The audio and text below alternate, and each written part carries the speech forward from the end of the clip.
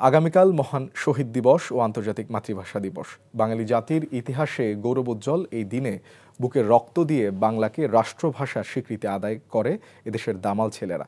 নানা আয়োজনে দিবসটি পালনে চলছে শেষ মুহূর্তের প্রস্তুতি। কেন্দ্রীয় শহীদ মিনারের বেদি, আশেপাশের সড়কে আঁকা হচ্ছে আলপনা। সেই সাথে নেওয়া হয়েছে পর্যাপ্ত নিরাপত্তা ব্যবস্থা। সাদরিনা খন্দকারের রিপোর্ট। ২১ মানে মাথা নত না করা, ২১ মানে অন্যায়ের প্রতিবাদে বুকের রক্ত দিয়ে লেখা মাতৃভাষা বাংলা। পৃথিবীর একমাত্র জাতি হিসেবে ১৯৫২ সালের ২১শে ফেব্রুয়ারি মাতৃভাষা বাংলাকে রাষ্ট্রভাষার স্বীকৃতি অর্জনে বুক চিতিয়ে জীবন দেয় এদেশের তরুণেরা।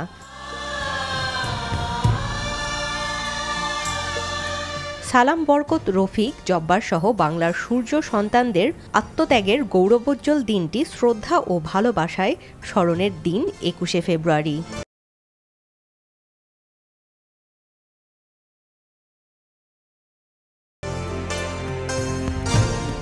বাংলাদেশ নামের যে রাষ্ট্র, যেটা ১৯৭১ সালে প্রতিষ্ঠিত হয়েছে এবং যার ভিত্তিভূমি হিসেবে ১৯৫২কে ব্যাখ্যা করা হয়, রাষ্ট্রকেই আসলে একেবারে মৌলিকভাবে পরিবর্তিত হতে হবে এবং সেটার উপায় হলো শিক্ষায় বিনিয়োগ এবং সেই শিক্ষায় বাংলা অনিবার্য করা।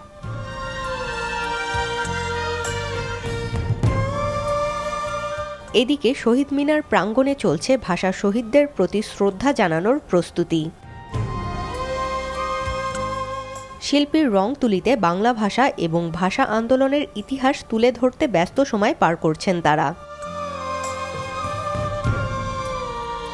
প্রতিবার যেরকম মাল্টি কালার আমরা ব্যবহার করি, এবছর এই উদযাপনটা ৩টা কালারে আমরা করছি, সাদা, কালো আর লাল। কালো রংটা শোকের কালার হিসাবে ব্যবহার করেছি, আর সাদা তো শুভ্রতার প্রতীক হিসাবে ব্যবহার করা, আর লাল রংটা বিপ্লবের রং। ফলে হচ্ছে কি যে ১৯৫২ সালের যে চেতনা, সেই চেতনাই আমরা ধারণ করি, এই নতুন প্রজন্ম ধারণ করেছে।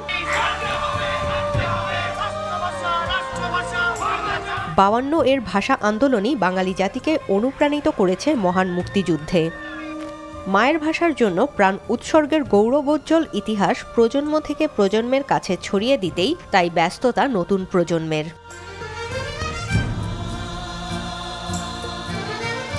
সাদরিনা খন্দকার, এনটিভি নিউজ, ঢাকা।